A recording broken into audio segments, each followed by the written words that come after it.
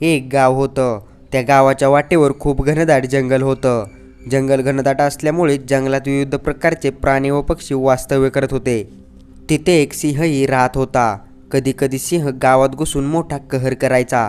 यासाठी गावकऱ्यांनी जंगलाच्या वाटेवर पिंजरा लावला होता. रात्र झाली आणि सगळे आपापल्या घरात गेले. गाव शांत झाले.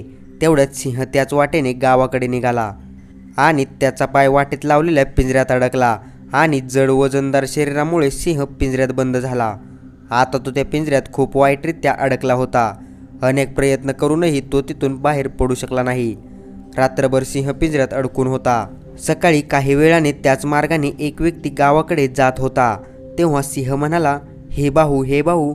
पिंजऱ्यात सिंह बघून तो माणूस खूपच घाबरला. सिंहाला खूप भूक लागली होती. सिंह त्या माणसाला म्हणाला, मला मदत करा, मला खूप तहान लागली आहे, कृपया मला थोडे पाणी द्या. ती व्यक्ती म्हणाली, नाही, मी तुला मदत करू शकत नाही, तू मांसाहारी प्राणी आहे, जर तू मला तुझी शिकार बनवले तर. सिंह म्हणाला, नाही बाहू, मी हे करणार नाही. सिंहाची असहाय्यता पाहून त्या माणसाला सिंहाची दया आली आणि त्याने शेजारील तलावातून पाणी आणून सिंहाला प्यायला दिले. सिंहाने पाणी प्यायले आणि पुन्हा त्या माणसाला म्हणाला, तहान शमले आहे, आता मी रात्रभर भुकेला आहे, कृपया मला काहीतरी खायला दे. त्या व्यक्तीने सिंहाच्या अन्नाची व्यवस्था करायला सुरुवात केली आणि कुठून तरी त्याचे खाद्य आणले. सिंहाने भोजनान्नही केले. सिंहाने पुन्हा हाक मारली, अरे भल्या माणसा, मी या पिंजऱ्यात वाईटरित्या अडकलो आहे, कृपया मला या पिंजऱ्यातून मुक्त कर.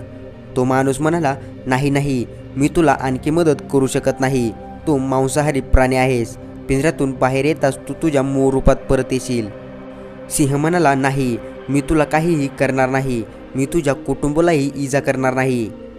त्या माणसाने त्याची आज्ञा पाळली आणि पिंजऱ्याचे दार उघडले आणि सिंह बाहेर आला.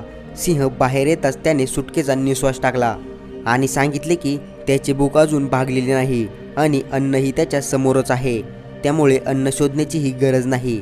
आता मी लगेच तुला माझा शिकार बनवेल.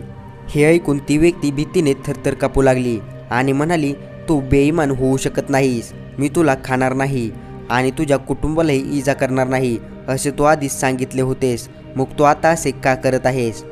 सिंह म्हणाला, मी त्याच प्रकारचा प्राणी आहे, मला खूप भूक लागली आहे, त्यामुळे आता काहीही नाही. योगायोगाने जवळच्या झाडावर बसलेले एक माकड हा सर्व प्रकार पाहत होते. सिंह आणि माणसामध्ये वाद चालू होता.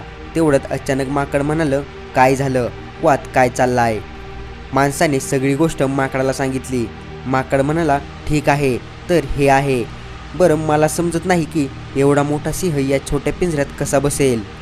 स्वतःचा अपमान होताना बघणे सिंहाला सहन झाले नाही आणि सिंह म्हणाला, हे पंडित बरोबर आहे, मी रात्रभर याच पिंजऱ्यात अडकून होतो. माकड म्हणाले, मी कसा विश्वास ठेवू. सिंह म्हणाला, मी तुला आत्ताच दाखवतो, पुन्हा या पिंजऱ्यात जाऊन. आणि असे म्हणत सिंह पुन्हा पिंजऱ्यात जातो आणि पिंजऱ्याचे दार बंद होते आणि त्यानंतर सिंह म्हणाला, हे बघा, मी असाच पिंजऱ्यात होतो. माकड त्या व्यक्तीला म्हणाले, आता काय बघतोयस, जीव वाचवण्यासाठी पळून जा. आणि पंडित तिथून पळून जातो.